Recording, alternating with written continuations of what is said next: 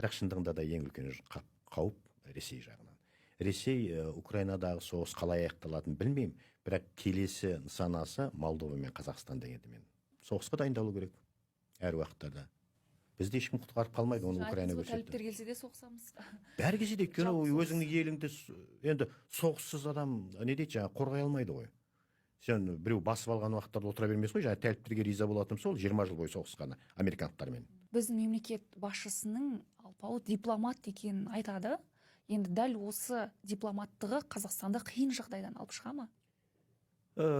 Әрине көмектеседі, бірақ қиын жағдайдан еш уақытта алып шықпайды. Қасқырдың ұлығаны жеймін дегені. Ол ешқандай дипломатияға қасқыр қарамайды, және ол дипломат деген сөзін түсінбейді. Иә, белгілі бір деңгейде дипломаттық не дейміз, талант біздің президенттің жұмыс істейді. Біз онсыз да көп векторлы саясат ұстанып келе жатқан мемлекетпіз ғой. Сондықтан анаумен де жақсы, мынаумен де жақсы, кезінде қатты айтып, кезінде жай айтып, былайынан ұстап тұра алады. Бірақ егер дәл қазіргі Путин аман болса, дәл қазіргі Путиннің көзқарасы және Россияның шовинистік империялық саясаты аман болса, бетін аулақ қылсын. Ол уақыттардағы бізге ешқандай дипломат, президент, дипломат, елбасы ұстап тұра алмайды бұл мәселе. Екі топ бар. Біреуі шенеуніктер, былайша мемлекет қызметкерлері, олар қазақ тілінің дамуына қарсы. Себебі олар, білесің ғой, көріп отырсың ғой, парламентке келген уақытта сөйлей алмай ыңырсып отырғандардың бәрін.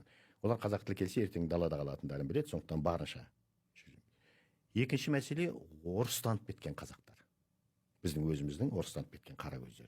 Осы екі топ қазақ тіліне қарсы жұмысын істеп жатыр, және бұлардың қолында билік бар. Бұлар не дейді, қоғамның белсенділері бізден гөрі кем дегенде бір шенеуніктердің өздері енді миллионның үстінде ғой. Ал жаңағы орыстанып кеткен қазақтарда, бірақ бұлар паровоз сияқты. Олар алда, олардың қолында билік бар, олардың қолында ақпараттық құралдар бар. Олар бірімен бірі бірігіп ойнап отыр. Ал қазақтар қарапайым үйде не дейді, біреу балық ұстап өмір сүріп жатыр, біреу мал бағып өмір сүріп жатыр. Бұлар саяси қоғамдық өмірге араласпай жатыр.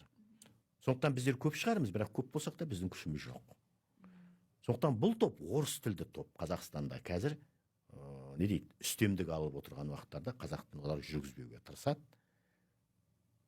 жүзеге аспауға тырысады, қазақ тілін құртуға тырысады. Енді 20 жыл егер осылай жағдай болып тұрсақ, референдумға орыс тілі мемлекет тіл болады, қазақ тілін алып тастаймыз дегенде 20 жыл деген қоюға әбден болады. Соңғы уақыттарда бәрі айтып жатыр ғой, жаңағы қазақ мектептеріне беру азая бастады қазақтардың балдарының. Мен сізге қызға